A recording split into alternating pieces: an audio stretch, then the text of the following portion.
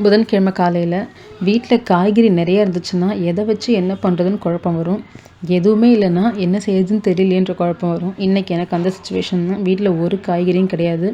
கடைக்கும் போல், கொஞ்சம் காசும் டைட்டு.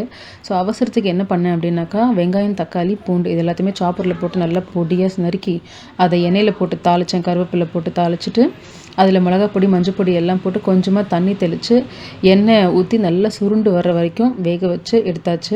நல்லா சூப்பராக தொக்கு பதத்தில். இதை செஞ்சு முடிச்சதுக்கப்புறம் தாங்க எனக்கு மூச்சே வந்தது. காலையில் வந்துட்டு வரகரிசி மாவு வந்துட்டு தோசை ஊற்றிட்டு அதுக்கு சைட் டிஷ்ஷாக இதை கொடுத்துட்டேன். ரொம்ப எமர்ஜென்சி, வீட்டில் காய்கறி இல்லைன்னு சொன்னால் இந்த தொக்கு தான் என்னை காப்பாற்றும். அதுவும் வீட்டில் வெங்காயமும் இல்லை தக்காளி இல்லைன்னு சொன்னால் அவ்வளோதான். அதை அப்புறம் யோசிச்சுக்கலாம். ஸோ இதை வந்து இன்றைக்கி பிரேக்ஃபாஸ்ட்டுக்கு முடிச்சாச்சு. மத்தியானம் வந்துட்டு சொன்னாலே வீட்டில் எதுவுமே இல்லைன்ட்டு 50 ரூபாய்க்கு எறா வாங்கி எறா குழம்பு வச்சு சாப்பிட்டாச்சு. தொட்டுக்க கூட எதுவுமே இல்லை. பட் எறா குழம்பு வந்துட்டு தொட்டுக்க தேவையில்லை, ரொம்ப டேஸ்ட்டாக தான் இருந்தது. அப்புறம் சாயந்தரம் வந்துட்டு காலையில் பசங்களுக்கு செஞ்சு கொடுத்த பட்டாணி சுண்டல் இருந்தது. அதில் கொஞ்சோண்டு மீதி எனக்கு எடுத்து வச்சேன். அது இப்போ தான் ஞாபகம் வந்து வேலையெல்லாம் முடிச்சுட்டு சாப்பிட்டேன்.